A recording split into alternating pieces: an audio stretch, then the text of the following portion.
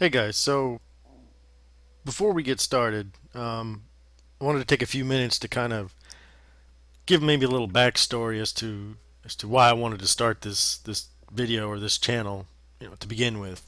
Um, Not to to give you my whole life story as far as WoW goes. I've been playing Hunter for quite a while, since the Burning Crusade. Started raiding Karazhan, worked my way up, whatnot. Have been raiding for quite some time. Also have raided in other MMOs, so I'm not new to the raiding scene or even upper tier heroic progression raiding. By no means am I a world class raider, but I feel like I have enough knowledge that I'm comfortable with passing it on to other hunters that may not be quite there yet. Maybe they just hit 90. Maybe they've just came back from the game after a long break and they're looking for something to kind of help them get started. Um, the main reason I wanted to do this video was since I've came back to the game. I came back about a couple months before Mist. I don't know. It just seemed like a lot of the hunters that I was around or with, I guess most recently, most specifically in LFR. And granted, it is LFR. You got to take that with a grain of salt. But even outside of that, I just noticed I don't even know so much the skill level or maybe just the knowledge level of most of the hunters that I've been around is kind of lacking. Um, and again, it's probably just because they don't. Maybe they feel like they got a good grasp on things. In their mind, they're doing fine. They may not know about things such as female dwarf or world of logs or simcraft or the what I consider kind of basic tools to kind of help you improve your gameplay. Um, on the flip side of that too, everybody has to start somewhere. When I first started playing Hunter, especially when I first started raiding, I didn't have a clue what I was doing. I was very fortunate to have another hunter in my guild that had been raiding prior to the Burning Crusade and was gracious enough to kind of take me under his wing and show me the ropes, so to speak. And once he got me started, I eventually took it upon myself to kind of improve myself in my gameplay because I don't for hunters we really only bring that one thing to a raid, and that's DPS. On occasion we might have to do some CC or maybe even interrupts and that kind of thing. But for our most part, we're not a hybrid class. We can't really bring anything else other than our DPS. That's what we're there for. And when we don't do our potential maximum DPS for that, then we're hurting the rest of the raid. So this video is going to be more aimed at people that may have just hit 90. Maybe they've done some heroics and they're working through LFR and they're in LFR with other hunters, but their DPS isn't even near what the other hunters are, and they can't figure out what they're doing wrong. Maybe they thought they had a good grasp on the class, but in reality they just they kind of missed some basic steps, and it is very easy to miss that initial you know uh, stepping blocks before you kind of just jump headfirst into a raid. There's things you have to do prior to that to kind of set yourself up for success, and it's not really complicated stuff. I mean, there are things about the class that can get kind of complicated, especially now with uh, some of the different class abilities that we've had over the years. Most recently with the new introduction of the real procs per minute trinkets, including our set bonuses now for tier 15. That type of stuff kind of goes in the realm of theory crafting, and anybody that's just starting out is not really going to have a handle on that quite yet. So this video is going to start, at least this video in particular is going to start out that first step. You've hit 90, you've done your heroics and your LFRs, and now you want to really start the actual raid. Maybe your guild was casual and all of a sudden they decide they want to start raiding. You're one of the DPS to go, and maybe you get to your first boss and your DPS is just absolutely horrible. And you then that journey starts to where, okay, how do I improve myself? Where do I go? Um, and you'd be surprised at how many hunters just don't know. Now there is a plethora of hunter, devoted websites, and as I said earlier, there's female dwarf, there's simcraft, there's you know uh, all types of tools out there to help you improve your class play. But sometimes it even if some people can't see the forest from the trees, so I kind of wanted to make this video to kind of give them a stepping block. Now again, if you're have been raiding for a while and you've kind of got your bearings, you know what you're doing, then this video is not going to be for you. Will probably bore you to tears. I'm not going to break it down too Barney style. I don't want to, you know. I would assume that you've had at least played Hunter for a little while. Obviously, you've leveled. You've done some 5-mans. You kind of got the gist of some of the abilities, your shots, and stuff like that. But now that you've started raiding, you want to really get into the meat and potatoes of the class. You really want to start to elevate that play, and this is where I want to, this is where I kind of want to start this video. So before you even start thinking about actually raiding, and I mean like kind of really getting into the real raid scene of progressive raiding, there's things you have to do prior to that. You have to set yourself up before you even step foot in a raid. Otherwise, you're not bringing all you can to the table, with the raid. So I'm gonna open my character window here now.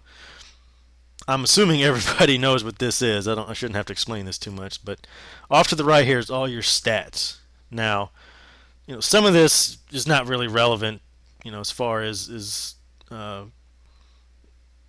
basic stuff. I mean, agility, you're going to have all your gear is going to have agility on it. Strength is non-existent for hunters.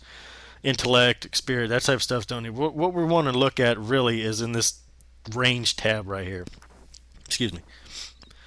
And before you start getting into the whole reforge and the gemming and the starting to really go into your secondary stats, if you can't hit the mob, or if your shots miss or the boss dodges your shots, you've already set yourself up for failure. So number one uno stats you should be going for is hit and expertise.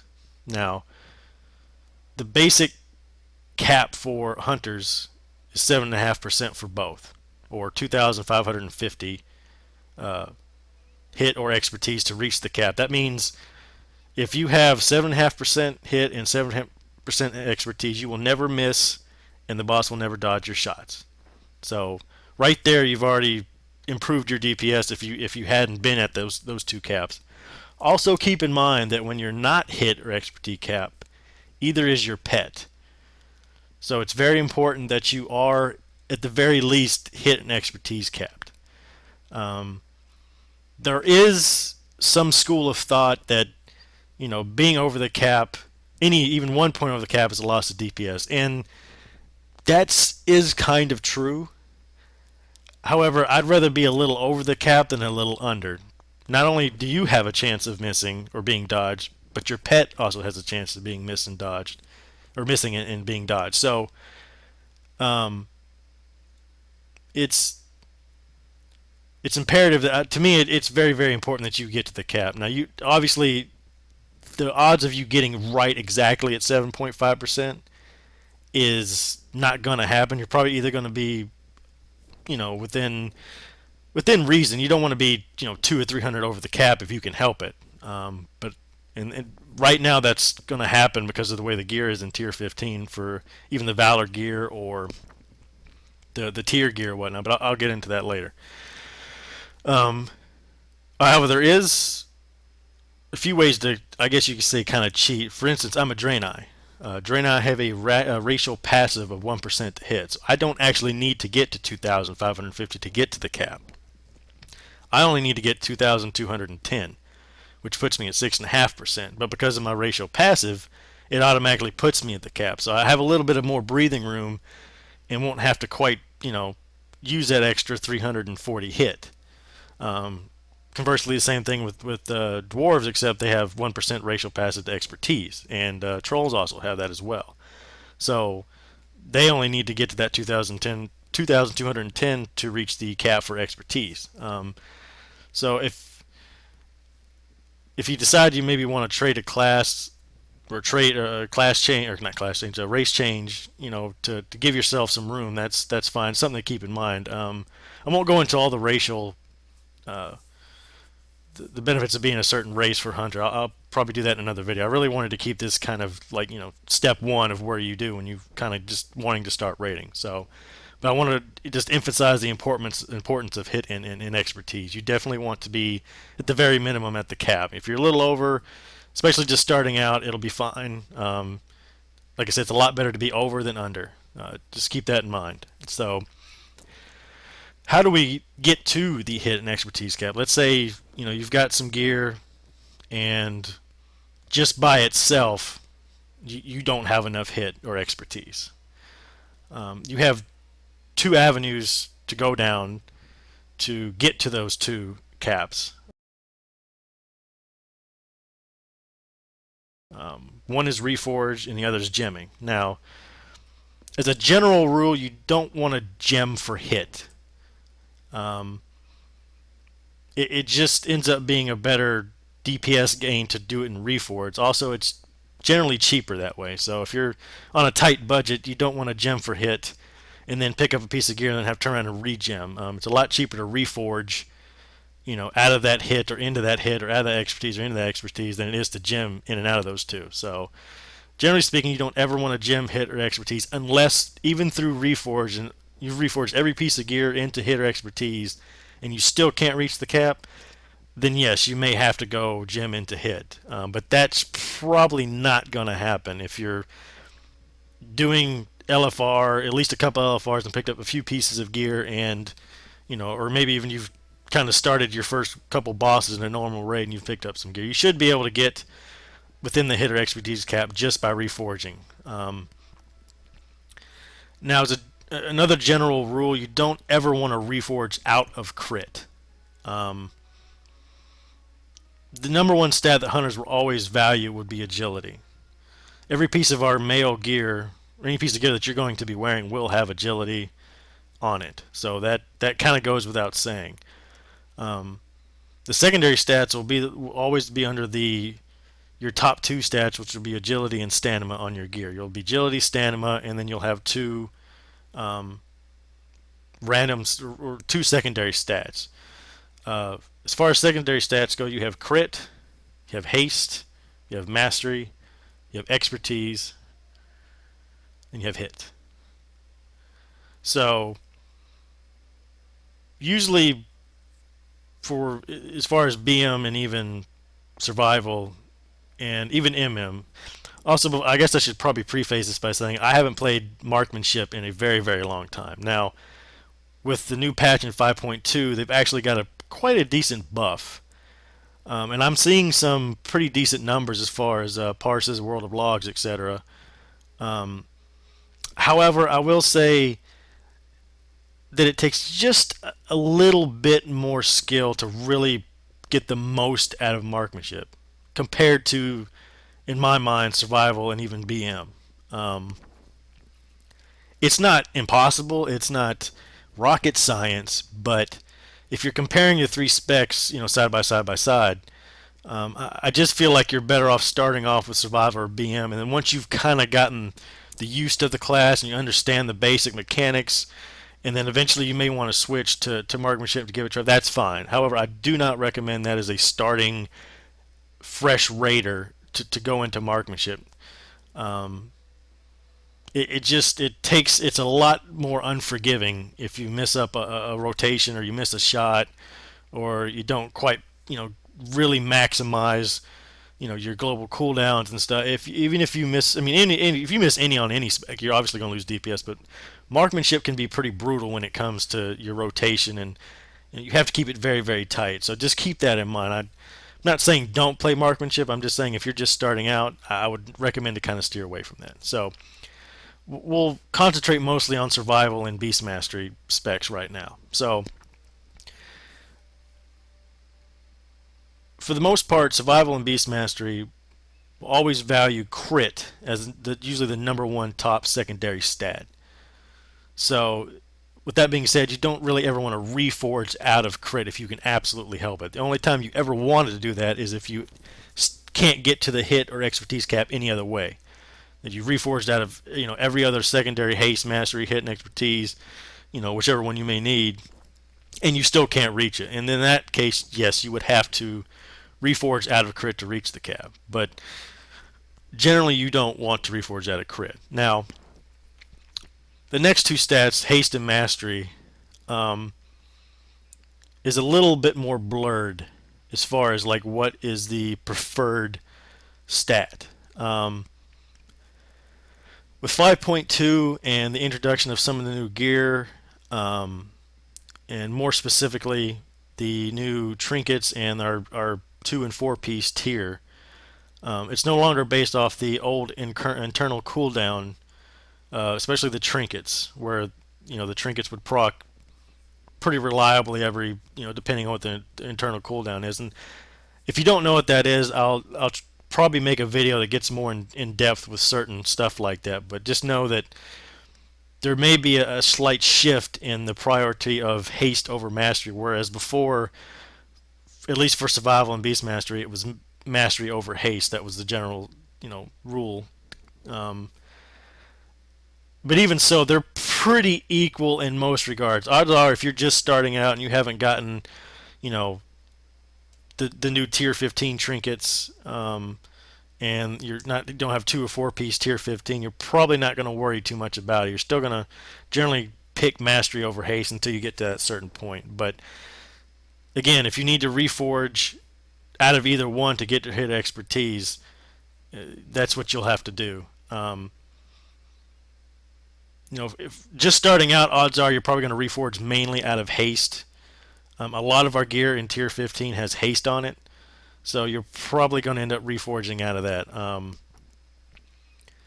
But again, if you want to try to keep, you still want to keep a balance, but you never want to completely gut one of even your secondary stats. You never want to completely reforge every bit out of mastery or completely reforge everything out of haste. You never want to kind of unbalance your stats. It's always a kind of a good idea to keep them relatively within the same ballpark. You're obviously never probably going to get them exactly the same, but your stats always work in synergy with each other. It's just not a good idea to just completely drop one crit or hit or crit or mastery or haste. You always want to kind of keep them within certain realm. You usually want to prioritize crit because that benefits you and your pet. And pretty much any abilities that you use, it's really just that good. You just always want to have that as your top secondary stat. So now that we've kind of established that you're reforged, you're now hit and expertise capped. Okay, so once you've reforge yourself into hit and expertise and you've reached the caps, then you can kind of start going back and reforging into some, maybe more prevalent like crit. Maybe you've reached the cap, you reached the cap for hit and expertise, and you have, a piece of gear that has, let me see if I can find a piece on it here. For instance, my cape. Basically, it has hit and haste on it. Well, since I'm already at the hit cap and I don't need that extra hit, I can reforge out of that hit into a more preferable stat, which in this case would be crit. Um, some pieces of gear, like you can kind of leave alone. Like for instance, my neck piece has crit and mastery on it already, so I just kind of leave that alone. Um, Eventually, when I pick up some, more of the 4 piece, or I get one of the new tier 15 trinkets, I might reforge out of that mastery into haste, but we'll get into that more later. So that kind of takes care of the reforge. As far as gemming goes, there's certain things you kind of want to look out for. generally speaking, you're probably going to use one of three gems. Um, Four if you're a jewel crafter. Um, for the most part, you're always going to want to use the 160 agility red gems, especially if it's a red socket. That kind of goes without saying. Um, However, there are certain times where you will ignore on your gear at the bottom there it says socket bonus. For instance, my boots has a socket bonus of 60 mastery. Now, as you can see, the socket is actually a blue socket. Um, Blue gems are pretty much garbage. Straight blue gems are pretty much garbage for hunters as far as rating goes. They're just a single stat, and they're generally none of them are worth not none of them are worth putting a blue gem in that stat to get that 60 mastery. It's just not worth it. Um, if you're gonna have to want to get that socket bonus, you're gonna want to use a purple gem, and the most used purple gem will usually be your 80 agility and 160 hit. Um, if you really want to get the socket bonus. Now, kind of getting the socket bonus in a minute. I just want to kind of concentrate on the gems. But in this instance, because I'm a jewel crafter, I just grabbed a red gem, which is the 320 agility, and ignored the socket bonus. If it wasn't jewel crafter, it'd just be 160 agility. Now, for instance, my helmet. Um, little brain fart there. My helmet obviously has the meta gem, but also has a yellow socket. Now, again, yellow sockets we don't generally will ever use a straight yellow gem because it's just a single stat. You generally want to use some of your hybrid gems, your orange, your purples. You generally never want to use, you really never want to use green or blue uh, as far as rating gear and rating purposes go. They just don't bring any benefit to that. Um, for us, we want to use a orange gem, which is the Deadly Vermilion Onx, which has the 80 agility and 160 critical strike.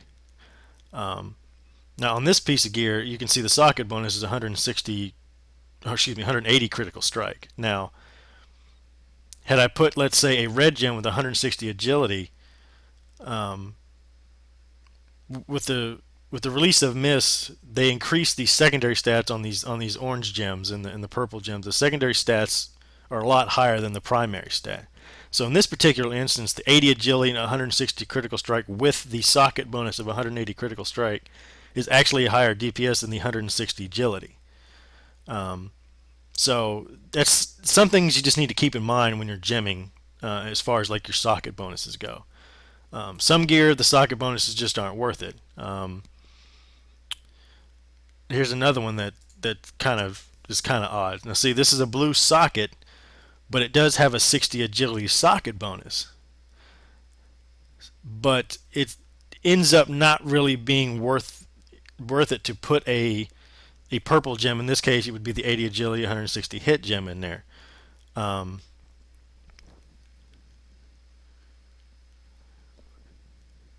so in that regard, you're probably just better off putting 160 agility a red gem in that socket and ignoring the socket bonus. Now, if it was 120 agility, then yes, you'd want to actually put the gem to get to that socket bonus. There are certain instances, maybe certain gear levels, where actually putting the 80 agility, 160 hit might actually be a slight DPS increase. It's pretty minimal, but if you're trying to min max, it's something to keep in mind. A great tool to kind of figure this stuff out. I'll go ahead and kind of slightly touch on this. Is called Female Dwarf. You can Google it. Um, it's a very very good tool to kind of give you a general idea what pieces of gear, what changes are, what upgrades are better than other pieces of gear. But if you're just starting out and you've downloaded and you're not really sure what you're doing, it can get very confusing. It can be a little overwhelming at times because there's a lot of stuff that goes into it. And if you're not sure what you're doing, you may end up just screwing yourself up. So I'll probably make a video on how to really utilize Female Dwarf in the future. But for right now, I'm trying to keep this as kind of basic as I can. So as far as gemming goes, like I said, for red gems, you're generally going to always want to use the 160 agility or the delicate primordial rubies. For orange, you're going to want to use the deadly vermilion. For the 80 agility, 160 critical strike. And if you have to use a purple gem, um, you can if you way over the hit cap, which in my case I am. As you can see on my legs, I have a 80 agility and 120 stamina. Now the reason I did that was I'm already way over my cap. Well, not way over, but I'm about 70 some odd over my cap right now. And it's just because of some of the pieces of gear I have hit on it, and there's even a reforging and out of hit as I could, I still end up being over the hit cap. So adding that 160 hit to that would be absolutely useless to me.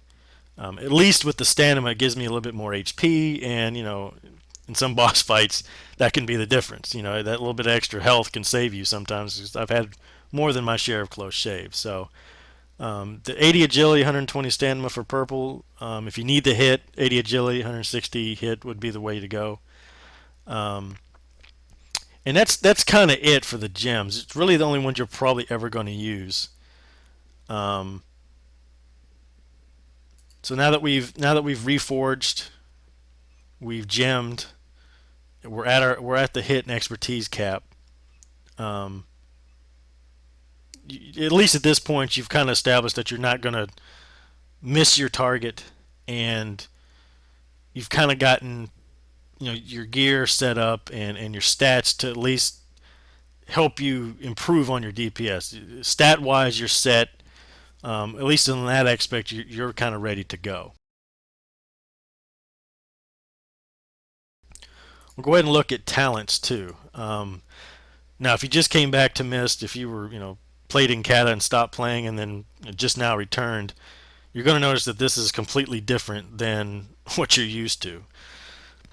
Blizzard did try to simplify it a little bit, and for the most part, for rating purposes, most of these are going to probably stay the same. And I'll touch on a little bit. The first tier you'll see is really doesn't have a direct impact on your DPS. It's more a utility option for you to do. The first one is post haste. Basically, anytime you disengage, it gives you a 60% speed increase for about 8 seconds. And there are fights where that's extremely useful. Without really getting into detail, last tier, something like the Heroic Blade Lord, when he did his sucked you into his little tornado, so if you disengaged immediately out of that and started running, you were running faster than it was sucking you in, so it at least kept you from getting sucked back in. So that was very, very useful on that fight. There were probably a couple other fights I'm kind of blanking on right now where it might become useful. But it's definitely nice to have if you need to, like, a little speed increase. There's something you need to like right now. I'm throwing a thunder out. The first boss kind of comes to mind is G Kun when he does his downdraft. If you've done that on LFR, if you've been raiding, if you got that far, his downdraft will push you off the platform. If you time it right and you disengage right before or right as he's casting it, you should have enough speed to run against the wind and not get blown off. So that becomes very useful. Narrow escape is really you're never really going to probably use in a raid, at least not to where it has a benefit over these other two. So I really wouldn't recommend that. If somebody would like to comment or maybe have their experience with it that they might have used it on something, that's fine. But for me, I've never had a reason to use it as far as rating goes. And the last one is Crouching Tiger, Hidden Chimera. Now, this one's also very useful, and I've been using this quite a bit actually in Throne of Thunder. Basically, your disengage normally has a 2-minute cooldown, so every time you use it, you have to wait 2 minutes before you can use it again. This talent, however, knocks that cooldown to 60 seconds, so you can basically use it every minute now.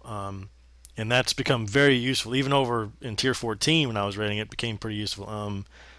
Probably the first one that comes to mind is Heroic Will. Odds are if you're 100 in Heroic Will, you're soaking sparks. So being able to deterrence those every minute is extremely helpful to raid, and it completely mitigates that damage. So it's very very useful in that. As far as Throne of Thunder goes, there's a bunch of fights where it's very very useful. Even on the first fight in Jin Rock, his some of his the little thunder ball that follows you, you can basically run out of the raid and stand there, deter it, hit you, and take no damage. So you've basically just saved your healers time from having to heal. So it's a very very useful talent, especially in this tier.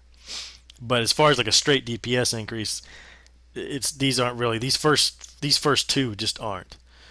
The second tier is silencing shot, wyvern sting, and blinding shot. Now, or excuse me, binding shot.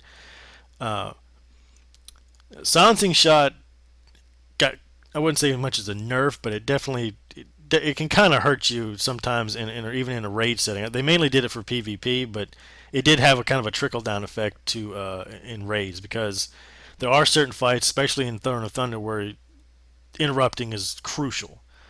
Um, Probably the first fight you're going to run into would be the Hordon fight, which is the second boss in Throne of Thunder. Some of the ads on that fight do some pretty nasty stuff that you really need to interrupt. And depending on who's in your raid, you may be charged to kind of be in that to help at least keep an eye on it and help interrupt the second set of ads, the venom trolls, where they end up having a cast that will kind of like a stacking poison debuff on the raid, and it gets very very painful the more it has on it. So it becomes critical that you interrupt it. There's some other fights in the tier that I won't really go into, but it's situational. You're going to want to kind of understand what the fight calls for. Maybe watch some videos on the boss fight to understand some of the abilities, but it's definitely very useful on certain fights. Wyvern Sting, it can be. There are some fights where there may be a lot of ads, like again, like the Hordon fight, and maybe your tank's not quite got everything under control, and you got one beating on a healer. You may be able to switch to it and kind of CC it for a second, but of course, if anybody does any kind of damage to it, it breaks it. So it really kind of loses its potency in raiding, because odds are, especially on an AOE multi-ad fight, everything's going to be taking damage, so it really kind of loses it. But I've never used it in a raid. I'm not saying it doesn't have a use. I just haven't found it to be, again, over these other two. The last one is Binding Shot. Now this one is also pretty useful.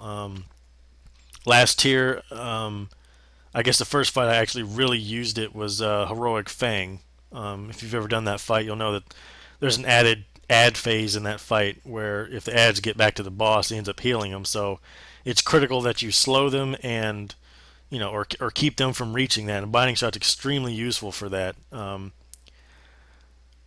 Basically, what it is you'll kind of like a trap. You'll fire an arrow in the ground at a range, and any mobs that get within 5 yards of it um, will basically kind of be tethered to it. They'll have like a little purple beam going to the arrow. If they move more than 5 yards away from that, they get stunned for 5 seconds.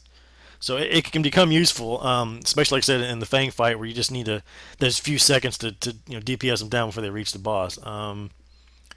Another fight where it was extremely useful was Heroic Will, because the ads start coming faster and faster, and it's very useful, especially like on the two strings that come down. You want to be able to kind of stop them from getting to anywhere, and you want to blow them up. So and there's other fights where it can become extremely useful. So again, it's situational.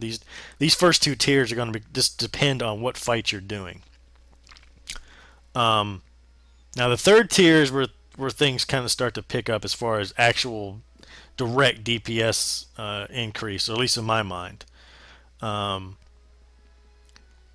first one is Exhilaration. Now I've never actually even used this talent. Now for rating purposes, I just don't see it outweighing, aspect of the Hawk, or even Spirit Bomb, but I'll get that in a minute. So I don't recommend taking that for rating purposes. Most likely, the most default talent you're ever going to use in a raid is going to be Aspect of the Iron Hawk, because not only are you getting the 15% attack power increase, you're also getting a reduction of 15% damage taken. So over the course of the fight, not only are you doing more damage with this talent, you're also taking less damage, which gives your breathers a little bit more breathing room to uh, to heal somebody else that might have took more damage than you. So that, in my mind, this talent is what is really the kind of go-to talent you're going to do for any kind of rating. Spirit Bond, I just don't see overriding aspect of the Ironhawk. I just don't see it. For PvP, probably, maybe even Exhilaration. These two are more, in my mind, more of a PvP oriented talent. But aspect of the Hawk is the one you're going to go to for rating. It has the most beneficial to you. So again, I would take that. The next tier is a little bit more complicated. Um, if you do happen to visit like MMO Champion or even the WoW forums, or if you do know of sites like Elitist Jerks and stuff like that, there are different schools of thought on which talent, quote unquote, is better. Um, and again, it's really going to come down to situational. What your situation is, which boss you're fighting, what's going on in that fight, what your role might be. Um, Generally, if you're on a like single target boss, let's say if, like the first boss in Throne of Thunder, Jinrock, you're not going to be switching targets.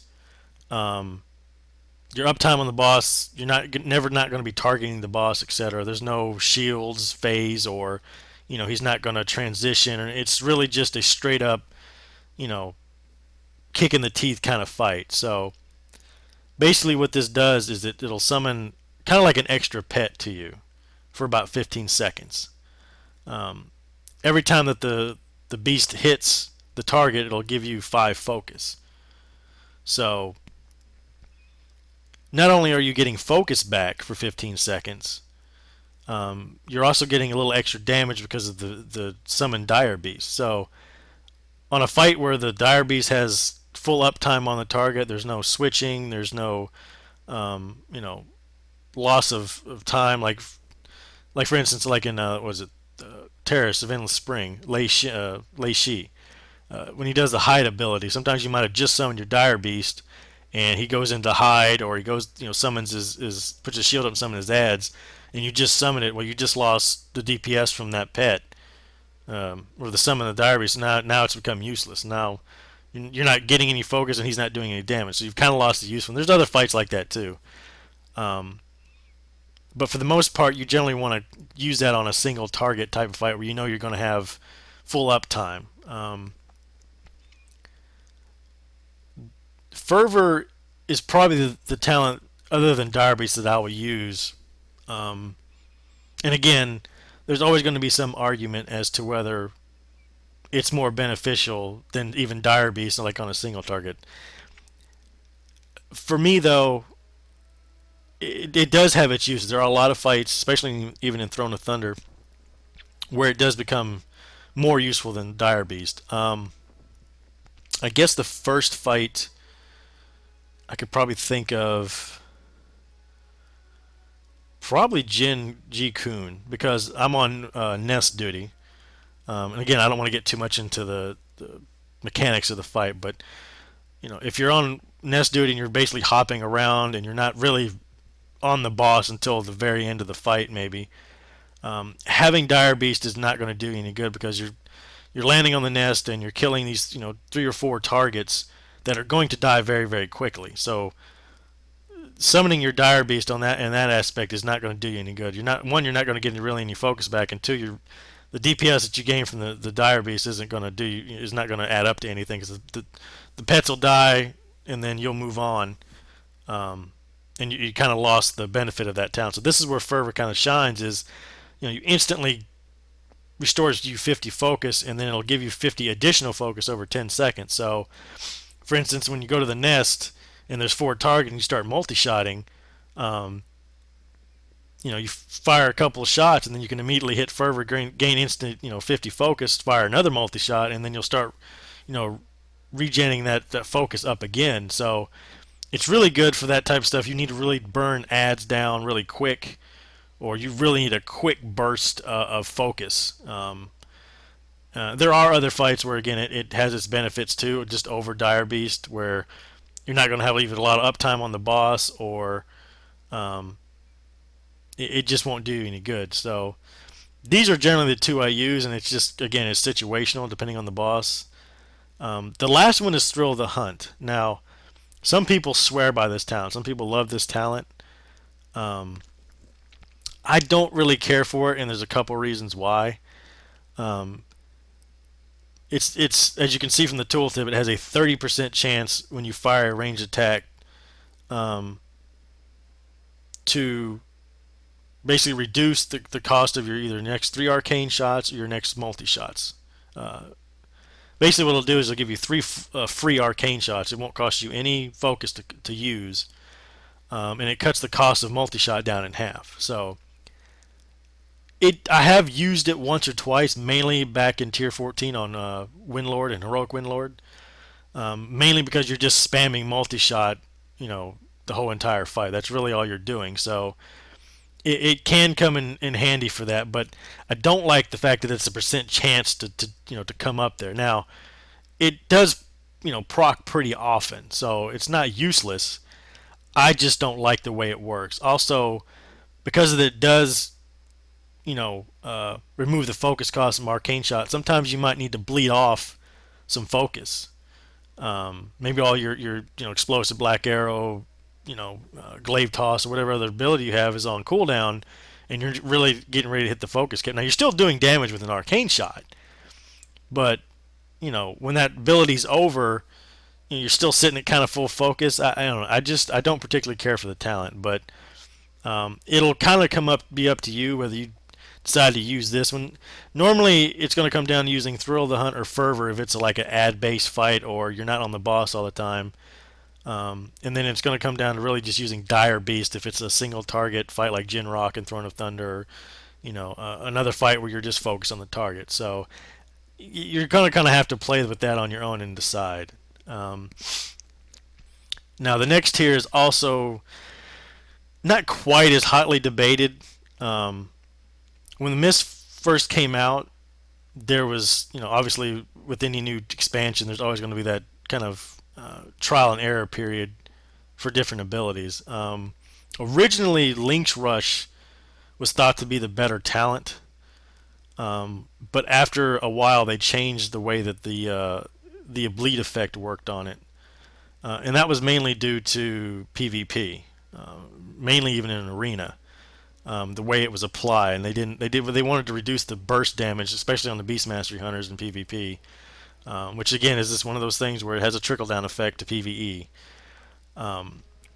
So generally speaking, you don't really want to take this talent. Now there are, again, certain fights, maybe certain scenarios where it might be more beneficial, and I'll get to that in a second. Excuse me. The one talent that the most 99% of the hunters will use most of the time will be a Murder of Crows. The only caveat to that is, caveat, is if you can't get the full duration off, it becomes a less of a DPS increase over, say, Link's Rush. If the boss has like some type of some type of transitionary phase, or he puts some kind of shield up where he mitigates your damage, anything like that, and you can't get the full 30-second duration on it, it then becomes less of a DPS increase than over the other talent. So if you're on a boss, again, like say Jin Rock in there, there's no transition, you're not switching targets, he doesn't reduce the damage or nullify the damage, this talent will end up being a higher DPS over these other two. Just keep that in mind. Now in a fight like G-Kun, where I'm on a nest duty, because I'm not going to be on the boss, and because the ads and the nest die so fast, this is completely useless, because it might get 3 or 4 seconds out of the ability before I kill the mob, and it's just lost its usefulness, and I have to wait 2 minutes before I can use it again, and it becomes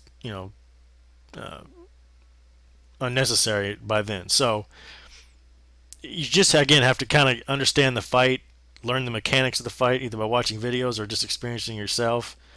Again, I might make a video kind of doing a new breakdown of the new tier, fight by fight, and what I tend to do and what talents I tend to take. But for the most part, you're going to want to take Murder of Crows. Um, Blink Strike, I don't really like this talent. In fact, I've never actually used it in a raid. Um, by looking at the tooltip, you think, wow, it can teleport to the target and does 600% normal damage, but it just doesn't quite hold up under a Murder of Crows. Again, as if you can get the full duration out of it, it just doesn't quite end up being the same amount of DPS.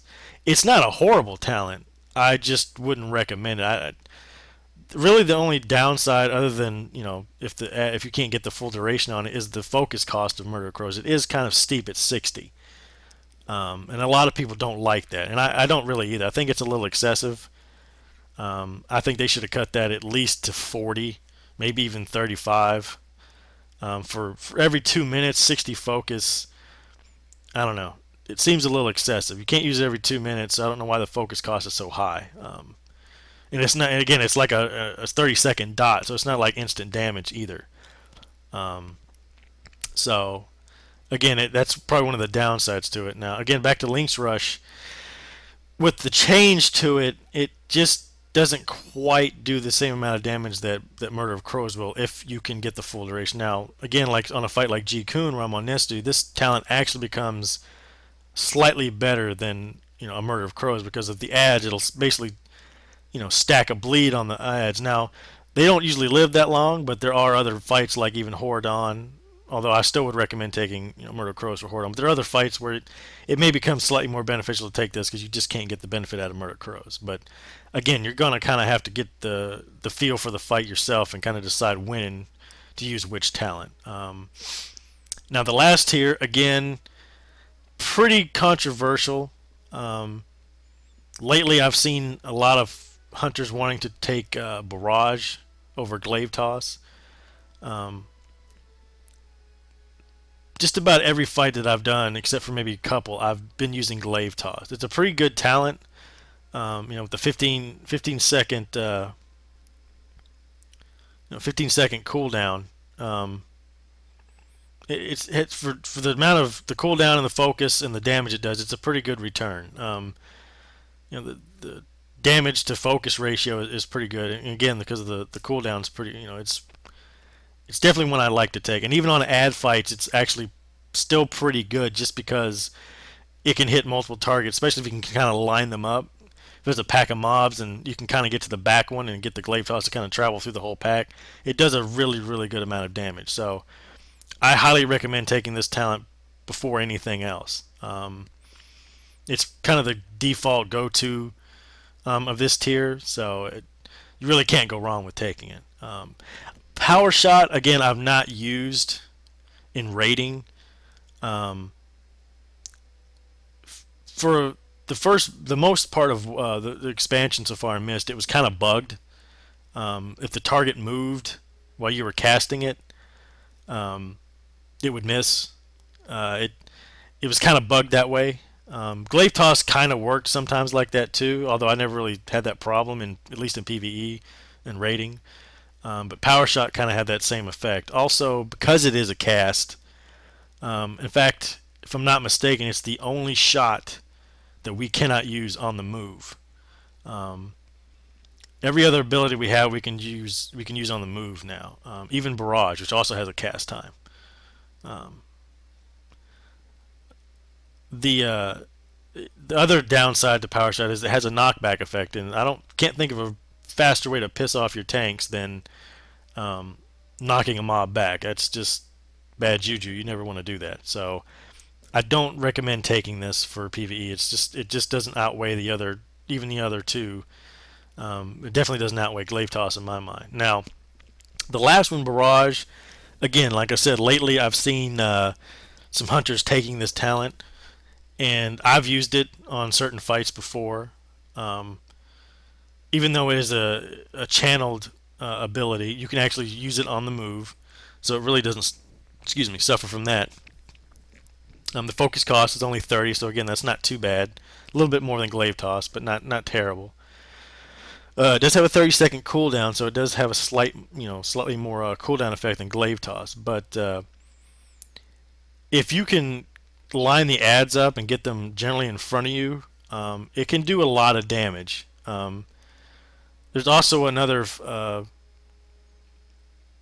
added benefit, which I don't really want to get into too much, as far as like theory crafting or real deep mechanics in a raid. But if you happen to have a shaman or two and they have Stormlash, Barrage really synergizes well with Stormlash. So if you can do it right and time it right, it can end up being a lot of damage, but it's really tricky to get that.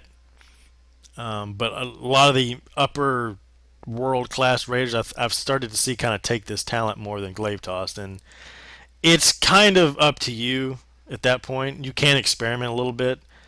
However, I still would probably take Glaive Toss unless it was a certain specific fight. Like again, like Windlord back in Tier 14, I used the barrage on that because it was that good. All the ads were in front of you. It did a nice amount of damage and stuff. So again, it's kind of something to keep in mind. But you'll just have to kind of experiment and get a general idea of the fight yourself. But again, these talents are the ones I use on a daily basis, with the exception of the first two. Kind of depending on the fight, I'll switch around from Crouching Tiger to Post Haste to Silencing Shot to Binding Shot. Rare occasion I'll switch Dire Beast to Fervor. I almost never change the last two though. These are almost always on my bars. But that's pretty much it for talents. Um,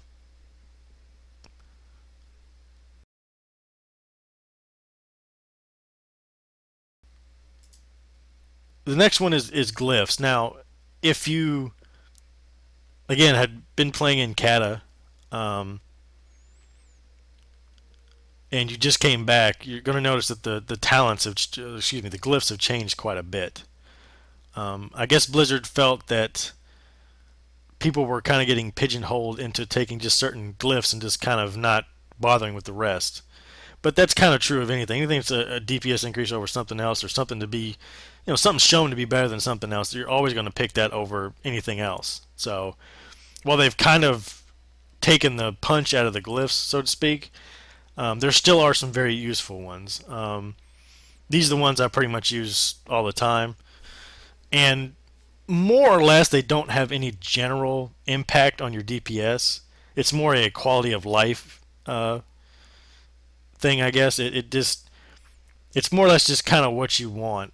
For me, for the major glyphs, I use Glyph of Animal Bond, which again it kind of benefits you in the regard that it increases the healing that you and your pet take by 10%, which is on top of aspect of the Iron Hawk. That's helpful, especially to your healers. In some fights, you're taking massive amounts of damage. Any little bit of edge you can get on either healing or taking less damage is great. So it's a very very very good talent that you should be taking if you're raiding. The next one is Glyph of Mending, and it's not really so much as raiding. Sometimes when you're doing dailies or if you like to solo, it helps with your pet not taking damage. There are some fights where your pet will take damage. Now, so far I haven't seen a lot of damage, especially with the way they've added a lot of avoidance to pets. Most of the time, your pet's not shouldn't die. It might take some occasional damage, but it shouldn't be anything drastic to where you're you know worried that he's gonna die. But it's nice to have that extra little bit of healing to it if you need it. And the last one is the new one they just added for Glyph of Liberation, which every time you disengage, you heal for 5% of your total health. That again, that's with Animal Bond and with Aspect of the Iron Hawk. That helps in the overall scheme of things in a raid where you're just taking loads of damage. Any way to mitigate that is great. But again, they don't really increase your DPS. Again, it's more of a quality of life. I have used. I'm trying to think of the other ones I might have used. Um, can't really say for rating any of the other ones trump the ones that I'm using currently. Again, I haven't looked at glyphs in a while just because I've just been using these ones for so long. Now for this one, again, I'm not going to go too much into this, but if you're marksmanship, this glyph would probably be one you'd want to take because it allows you to cast aim shot on the move, which is very important. But for survival and BM, you wouldn't use that. Any of these other ones are not really gonna um, do you a whole lot of good. Marksmanship, again, you might take this one just for added healing. Um, but really, other than that, the ones I listed are probably the ones you're going to see the most hunters using. Minor ones, honestly, really just kind of whatever. If you're glyph of revived pet, if your pet does happen to die, in your middle of a fight or whatever, it decreases the chance of you getting pushed back while you're casting it. So it can become helpful if you're in a pinch or for whatever reason your pet's died.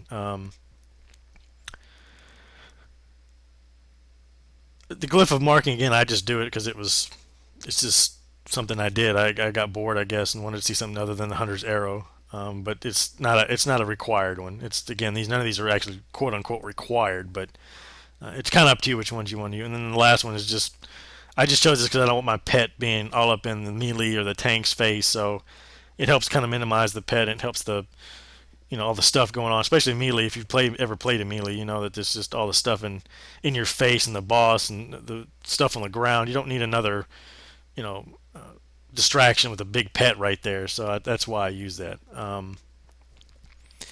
So that's pretty much glyphs. It's not a lot to them anymore. They're more or less just kind of quality of life improvements. Um, but that's a good starting place. If you decide you wanted to tweak it on your own, that's fine. But I definitely recommend these ones.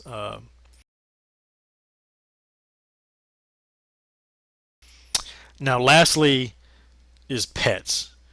Now, again, if you've been gone away from the game for a while, they've done a pretty big revamp on the pets. Back in the day, especially way back in the day, certain pets did more damage than other pets. Now they're all pretty much you can all the pets have normal damage as far as within their specialization, and there's three of those: ferocity, tenacity, and cunning. Um, but you'll see that there's two damage and one tank kind of deal. However, ferocity will do more damage than a cunning pet. For rating purposes, all your pets are going to be ferocity. Um, and as you can see, each one comes with different abilities, kind of just passively. You don't have to talent your pet anymore. Whatever specialization that he's in, he's going to come with these certain talents. Again, but if you're rating, you're going to want ferocity. Um, Now,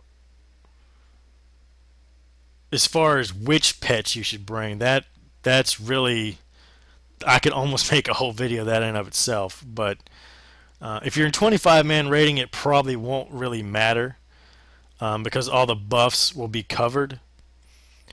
Um, However, in 10 man, it becomes more of what you're lacking. Um, Maybe you don't have an elemental shaman and you need to bring the spell power buff, or um, you don't have either a druid tank or a feral druid, and you're missing uh, maybe the crit buff. You don't have a monk or something. Everybody's raid is going to be different. The composition is always going to be different. There may be buffs you're lacking, and they Blizzard tried to kind of have a niche for hunters. A lot is if you are missing a buff, then they can bring the pet to kind of fill in that slot, which is nice. Um, but again, it's generally more for 10 man than 25 man because odds of you not having all the buffs on 20 man are pretty slim. If you are in 25 man, or if you're doing LFR, um, I would recommend bringing the Tall Strider. Um, Mainly because it has an ability in the game where no other class can bring, and that is called Dust Cloud. Excuse me. Um, Basically, what it does is it will apply a AOE armor debuff. So while there are classes like every tank class will bring some type of armor debuff. Um, if you're in a 25 man raid or if you're in LFR or whatnot, you might as well bring it because there are certain fights where there's ads or even trash or something. It will spread this armor debuff, you know, AoE wise. It's the only ability in the game that does that. There's no class or any other pet that does this except a Tall Strider. It's a very unique pet. I don't really particularly care for the look of it, but at that point you're kind of just bringing what you need to bring. So keep that in mind if you're just kind of if you're in a raid and you're like, well, everything's covered. What do I bring? I recommend bring a Tall Strider. Other than that, you kind of just need to bring what you're missing. For me, in my 10-man raid, we don't have an elemental shaman, so I have to bring a spore bat. It's actually a very good pet for that regard because actually has two abilities. One obviously is the ability that it brings for the uh, spell haste. Um, you notice this is an add-on I have. I'll get into add-ons later. That's a whole different video. Um, but it also provides spell haste, but also has the spore cloud, which reduces casting speed of targets. Um, so it's actually a pretty good pet. It doesn't particularly look cool, I guess, at least not to me. But again, you kind of just have to bring what you have to bring. Um, but yeah, that pretty much takes care of the basic stuff, at least in my mind. Um, this what I've explained to you will is kind of like laying a baseline. Like anything, you need to have a strong foundation so you can build off of it. Um, I just wanted to kind of start, not at the beginning, but at least give you a good platform to leap from. If you've like, all right, well, I was missing this. I didn't have hit cap. Wasn't sure what pet to use. I really didn't know what to reforge or what to gem. At least at that now you have that option. Um,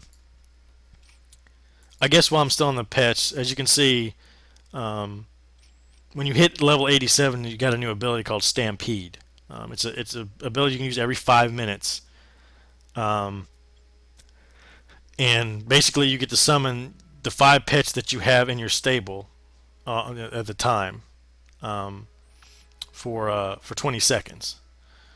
Now, at the beginning of Mist, the ability was pretty strong, and again because of PvP and the potential burst of more importantly Beast Mastery hunters, it got nerfed.